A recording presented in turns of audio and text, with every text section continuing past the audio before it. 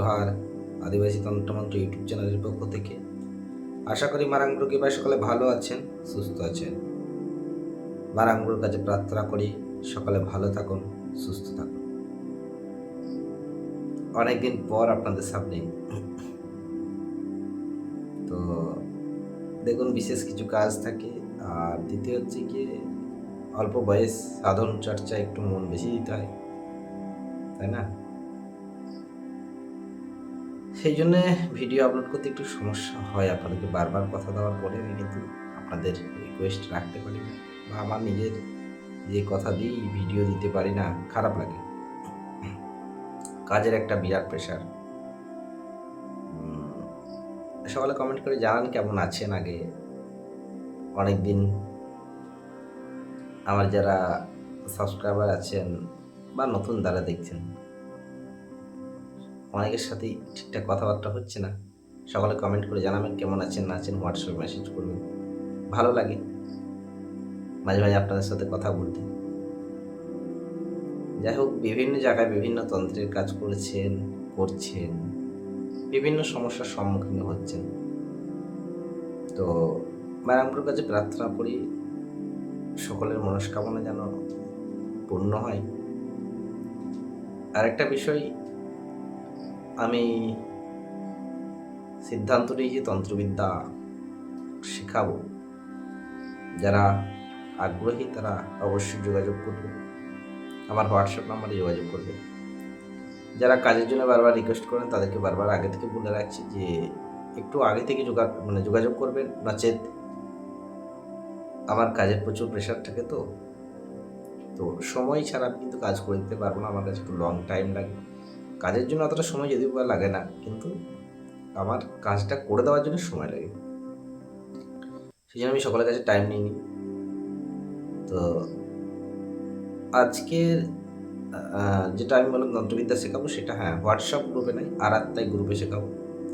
Zoho mail যেটা আছে, Zoho Indian apps, ওটা ডাউনলোড করুন এবং ওখান থেকে গিয়ে আরাত্তাই চ্যানেল, আরাত্তাই গ্রুপে আসুন। আমার আরাত্তাই চ্যানেলের লিঙ্ক আমি আপনাদেরকে আশা করছি এই ভিডিও নিচেই দিয়ে দেবো। ওই আরাত্তাই চ্যানেলে গিয়ে আপনারা আমার যে বিদ্যা শেখা বলেছি সেই সম্পর্কে আপনারা অবগত হতে পারবেন, জানতে পারবেন তার কি প্রসেস আছে। সকলকে তো শেখাবো না, তো যারা অতি উৎসাহ আদিবাসী বিদ্যা শেখার জন্য তারা যোগাযোগ করতে পারেন। যাই হোক, আজকের যে বিষয়বস্তু সেটা হচ্ছে কি বশীকরণ। এটাই তো সকলে চায়, বশীকরণ। আমি একে বশ করবো, আমি তাকে বশ করবো আমার স্বার্থ সিদ্ধির জন্য। আমি একে বশ করতে পারলে আমার মনস্কামনা পূর্ণ হবে, আমি একে বশ করতে পারলে আমি ওর বিষয় সম্পত্তিটা লাভ করতে পারবো, আমি আমার নিজের স্ত্রীকে বশ করবো, সে আমার বশীভূত হয়ে চলবে, আমি আমার নিজের শ্বশুরকে শাশুড়িকে বশ করবো, তাহলে তারা আমার মতো চলবে।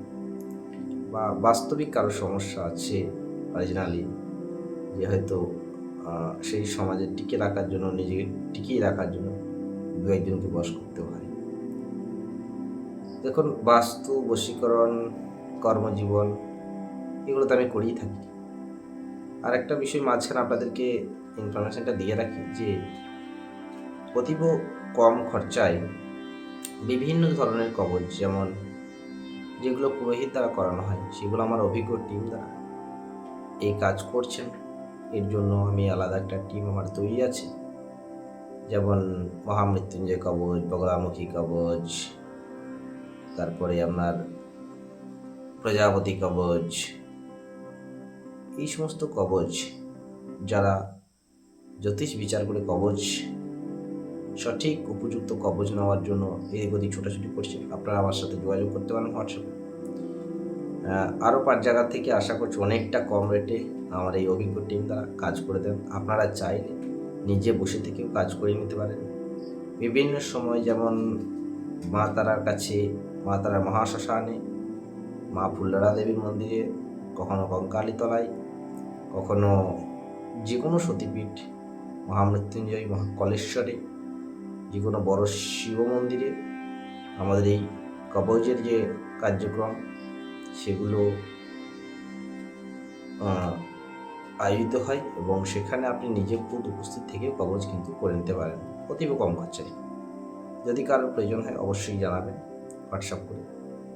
আপনার নাম, ফোন নাম্বার, ঠিকানা দিলে আপনার বাড়িতে পৌঁছে যাবে এবং কবচ করার যে সিস্টেম আছে সেগুলো হোয়াটসঅ্যাপে জেনে নেবেন যে কীভাবে করতে হবে না করতে হবে। এগুলো আপনাদের সুবিধার্থে অনেকে রিকোয়েস্টে আমার নিজের করে অনুসন্ধান করে অভিজ্ঞ ব্রাহ্মণ এবং তান্ত্রিক তাদেরকে দিয়ে এই সমস্ত কাজ করানো হয়। আমি নিজেও মাঝে মাঝে উপস্থিত থাকি। আপনাদের প্রয়োজনে আপনারা কিন্তু যোগাযোগ করে নিতে পারেন। আজকের মূল যে বিষয়বস্তু সেখানে আসা যাক, বশীকরণ। এই বশীকরণ যাদের একমাত্র সাহস আছে তারাই করবেন। প্রথমে বলে রাখি, বশীকরণ খুব খতরনাক বশীকরণ, সাইড ইফেক্ট হতে পারে। সেই জন্যে নিজের যদি পেটে একটু বিদ্যা থাকে বা কারো উপযুক্ত কারো কাছে সঠিক পরামর্শ নিয়ে তবেই করবেন। সাহস না থাকলে যাবেন না, কারণ শ্মশান এমন একটা পবিত্র জায়গা যেখানে সবাই সশরীরে যখন আপনার এই মন্দিরে ভগবানের উপস্থিত থাকবে, বাট আপনার এই শরীর মন্দিরে, দেহ মন্দিরে ভগবান যখন উপস্থিত থাকবেন, তখন হয়তো আপনি নিজে ওই জায়গায় নাও যেতে পারতে পারেন, কারণ সেখানে পরম শক্তির বাস। তো এই জন্য ওখানে যখন যাবেন তখন নিজের প্রোটেকশন এবং আরও দু একজনকে সঙ্গে নিয়ে যাবেন, কারণ আমি চাই না কেউ বিপদে পড়ে যাক। আগে থেকেই সতর্ক করে দিচ্ছি, বশীকরণ খুব খতরনাক, কিন্তু বশীকরণটা একটু টাফ, কারণ এই বশীকরণটা শ্মশানে করতে হবে। যাই হোক, বশীকরণের যে মন্ত্র সেটা আগে লিখে নিন। বশীকরণের মন্ত্রটা হচ্ছে: আকাশ কান্দে, বাতাস কান্দে, কান্দে কান্দে 3.5 হাত মাটি, সোনার মাটি, 3.5 হাত সোনার মাটি আমার লাগিয়া অমুকের মন কান্দে, মা মশান দেবীর আজ্ঞায় অমুকের মনে আমার মন বান্দি, পাও বান্দি, হাত বান্দি, চোখের দৃষ্টি বান্দি, গুরুর দোহাই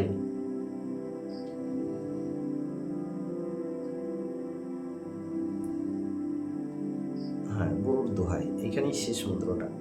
তো মন্ত্রটা আরেকবার রিপিট করছি, ভালো করে আপনারা খাতায় লিখে নিন। আমি খুব স্লোভাবে বলছি, মন্ত্রটা খুবই পাওয়ারফুল। আকাশ কান্দে, বাতাস কান্দে, কান্দে কান্দে 3.5 হাত সোনার মাটি, মানে কান্দে কান্দেটা 2 বার লিখবেন, কান্দে কান্দে 3.5 হাত সোনার মাটি আমার লাগিয়া অমুকের মন কান্দে, মা মশান দেবীর আজ্ঞায় অমুকের মনে আমার মন বান্দি, পাও বান্দি, হাত বান্দি, চোখের দৃষ্টি বান্দি, গুরুর দোহাই। মন্ত্রটা আবার একবার রিপিট করছি। সঠিক মন্ত্র উচ্চারণ এবং সঠিকভাবে যদি মন্ত্র না লেখা যায় তাহলে সেই মন্ত্রে কিন্তু ফল পাওয়া যায় না। আকাশ কান্দে, বাতাস কান্দে, কান্দে কান্দে 3.5 হাত সোনার মাটি আমার লাগিয়া অমুকের মন কান্দে, মা মশান দেবীর আজ্ঞায় অমুকের মনে আমার মন বান্দি,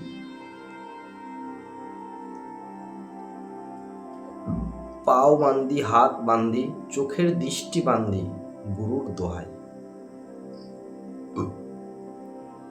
এই মন্ত্রটা আগে কাজ করার আগে কমসে কম লাল আসনে বসে পূর্ব দিকে মুখ করে 51 বার জপ করে নেবেন। জপটা অতি অবশ্যই রুদ্রাক্ষের মালাতে করবেন এবং যখন মন্ত্র জপ করবেন কালো রঙের বস্ত্র পরিধান করবেন। কালো, শরীর থেকে মাথা অবধি কালো রঙের বস্ত্র দিয়ে আচ্ছাদিত করবেন, মানে মাথাতে ফেটা বাঁধবেন কালো রঙের বস্ত্র দিয়ে, শরীরে কালো বস্ত্র দিয়ে আচ্ছাদন করে ঢেকে রাখবেন এবং পায়ের নিম্ন অংশে কালো বস্ত্র দিয়ে ঢেকে রাখবেন মন্ত্র যখন জপ করবেন। এবার যে আসনে বসবেন সেটা হবে লাল লাল আসনে বসে পূর্ব দিকে মুখ করে ধূপকাঠি জ্বেলে, নিজের শয়ন কক্ষে নয়, যদি কোনো মন্দির হয় তাহলে ঠিক আছে, আর নইলে আপনার যে ঘর, বদ্ধ ঘর, যে ঘরে আপনি ছাড়া অন্য কেউ যাবে না, সেই ঘরে এই মন্ত্র জপ করবেন। গুরুর শরণ নেবেন, দীক্ষিত হলে খুব ভালো, গুরু মন্ত্র জপ করে নেবেন। যদি দেহবন্ধন থাকে দেহ বন্ধন দিয়ে দেবেন, তারপরে করবেন। বেশ, এই গেল মন্ত্র। এই মন্ত্রের প্রয়োগ বিধি যেটা আছে সেটাও খুব কঠিন।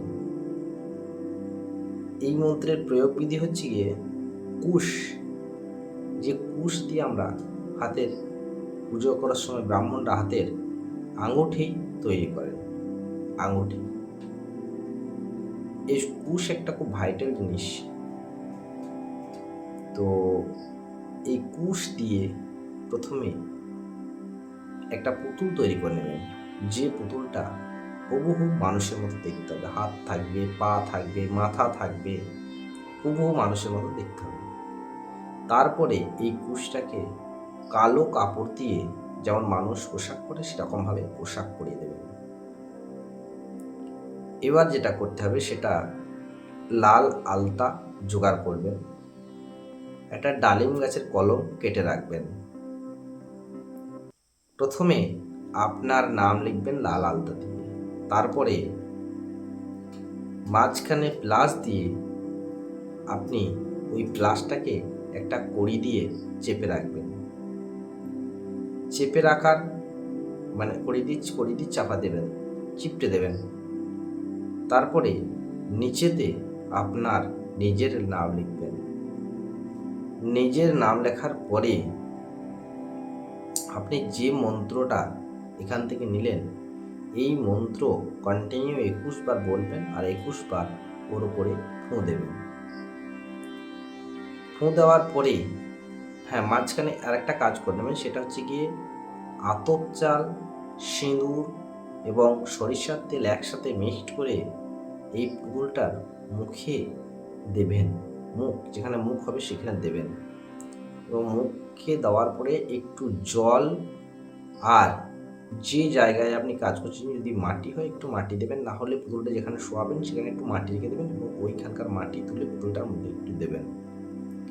তারপরে জল সমর্পিত করবেন এবং 51 বার বলার 21 বার এই মন্ত্র বলবেন। একবার করে বলবেন আর একবার করে ফু মারবেন, একবার করে বলবেন, একবার করে ফু মারবেন। 21 বার কন্টিনিউ বলার পরে এই পুতুল ওই অবস্থায় নিয়ে গিয়ে যে কোনো শ্মশানে গিয়ে জ্বালাবেন। শ্মশানের সীমানার বাইরে নয়, শ্মশানের মধ্যে, শ্মশান সীমানার মধ্যে গিয়ে জ্বালাবেন। যে ছাইয়ের অংশটা হবে সেই ছাইটা যে কোনো একটা কবজের মধ্যে, আপনি যদি বেটা ছেলে হন ডান হাতে আর মেয়ে ছেলে হলে বাম হাতে ধারণ করবেন। 100% বশীকরণ হবে, কিন্তু এই বশীকরণে প্রচুর সাইড এফেক্ট আছে। যখন আপনি জ্বালাবেন তখন প্রচুর নেগেটিভ শক্তি কিন্তু আপনাকে প্রভাবিত করতে পারে। তাই অতি অবশ্যই দেহবন্ধন কিন্তু প্রয়োজন। দেহবন্ধন দেওয়ার পরে করবেন, আর সঙ্গে এক্সট্রা আরও 2 জন যাবেন। যখন এই ক্রিয়া আপনার শেষ হয়ে যাবে, যেখানে আপনি ওটাকে জ্বালালেন সেই চিতার ওইখানটাতে আপনি একটু মদ, যে কোনো কারণ, মদ মানে কারণ, যে কোনো কারণ শেষকালে একটু দেবেন, একটু মুন্ডা দেবেন, দিয়ে তারপরে উঠবেন। কার্যক্রম শেষ হওয়ার মানে ক্রিয়া শেষ হওয়ার পরে এটা আপনি করবেন। শ্মশানে যাওয়ার আগেই দেহবন্ধন দিয়ে দেবেন প্রত্যেকের, তারপরে কিন্তু শ্মশানে যাবেন। ক্রিয়াটাই সম্পূর্ণ রাত্রেবেলায় করবেন, যে কোনো অমাবস্যা বা পূর্ণিমাতে এই ক্রিয়া করতে পারেন।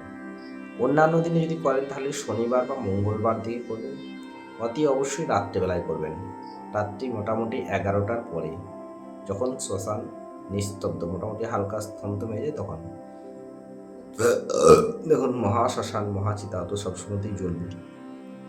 তো হয়তো কোনো সময় দেখছেন একটু ফাঁকা আছে, তখন করবেন, তবে রাত্রিবেলায় ক্রিয়া করবেন। এই ক্রিয়া করে আসার পরে বাড়ি এসে অবশ্যই পরিষ্কার পরিচ্ছন্নভাবে হাত পা ধোবেন।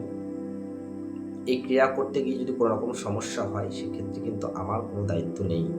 এই চ্যানেল থেকে আপনারা যা কিছু নেবেন এতে থেকে যদি কোনো রকম সাইড এফেক্ট হয় সেটা কিন্তু সম্পূর্ণ দায়িত্ব আপনাদের। নিজের দায়িত্বে এই কাজ করতে হবে। যদি আপনাদের মনে হয় সম্ভব তবেই করবেন, যদি মনে হয় একটু দুঃসাধ্য কিন্তু চলো করি, চেষ্টা করি, এরকমটা নয়। যদি একদম স্যাঙ্গুইন শিওর থাকেন যে হ্যাঁ এই ক্রিয়া করে আমার কোনো সাইড এফেক্ট হবে না, আমি নিশ্চিতভাবে আমি কাজ করতে পারবো, তাহলে আপনারা করবেন। সকলে ভালো থাকুন, সুস্থ থাকুন, মারাঙ্গুর কাছে প্রার্থনা করে সকলকে ভালো রাখুন, সুস্থ রাখুন। এইগুলো আজকের যে ভিডিও সেটা এখানেই শেষ করছি। যদি এক্সট্রা কারো কিছু জানার থাকে আমাকে হোয়াটসঅ্যাপ করে জানাবেন যে দাদা এই বিষয়ে আমার এই বিষয়টা এখানটা একটু জানার আছে, আপনি একটু ক্লিয়ার করে দেবেন। আমি চেষ্টা করবো অতি অবশ্যই আপনাদেরকে সেই বিষয়টা ক্লিয়ার করে দেওয়ার। আবার একবার জোহার মারাঙ্গুর বলে আজকের মতো এখানেই। আবার দেখা হচ্ছে নেক্সট কোনো ভিডিওতে।